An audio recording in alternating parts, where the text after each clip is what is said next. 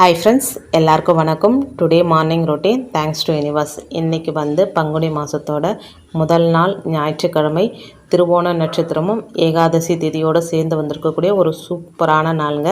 வாசல் தெளித்து கோலம் போட்டுட்டு வாசலுக்கு பக்கத்தில் ஒரு பிடி அளவுக்கு சர்க்கரையோ இல்லை வெல்லமோ வைக்கிறது என்னுடைய வழக்கங்க. இது எதுக்கு அப்படின்னா, பிரம்ம முகூர்த்த பூஜை செய்த முழு பலனும் நமக்கு கிடைக்குங்க. ஏன்னா காலையில் தான் பறவைகள் இந்த மாதிரி எறும்பு பூச்சிகள் எல்லாம் இறை தேடி வெளியே வரும். நைட்டெல்லாம் பசியோடு இருந்துட்டு காலையில் வரும்போது நாம் வைக்கிற இந்த உணவு அதுங்க வயிறார சாப்பிட்டுட்டு நம்மளை மனசார வாழ்த்திட்டு போகும். அது மட்டுமே இல்லாமல் இதை எடுத்து போயிட்டு சேமிச்சும் வைக்குங்க.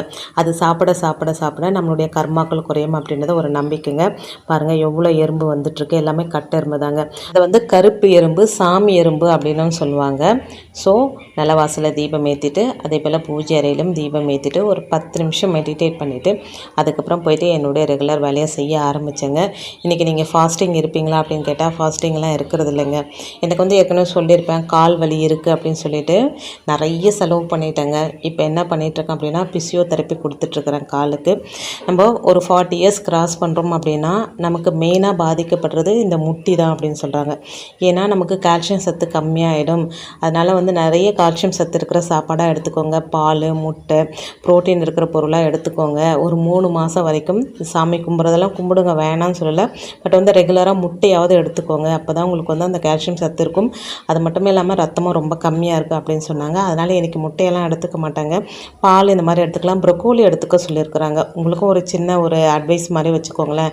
40 வயசு ஆகிடுச்சு அப்படின்னாலே குடும்பத்துக்காக இவ்வளோ நாள் கஷ்டப்பட்டுட்டோம். ஏதாவது ஒரு ஜூஸ் போட்டோன்னா கூட பசங்க சாப்பிட்டோம், வீட்டுக்காரர் சாப்பிட்டோம் அப்படின்னு நினைப்போம்.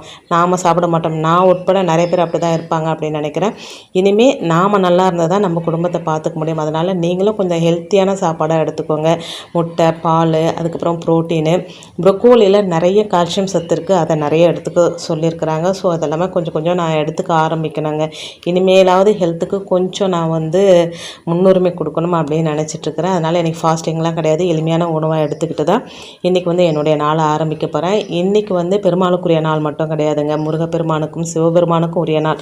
பொதுவாகவே பங்குனி மாதம் அப்படின்னா தெய்வ மாதம் அப்படின்னு சொல்லுவாங்க. சில மாதங்கள் தெய்வங்களுக்காக ஒதுக்கப்பட்ட மாதங்களில் இந்த பங்குனி மாதமும் ஒன்றுங்க.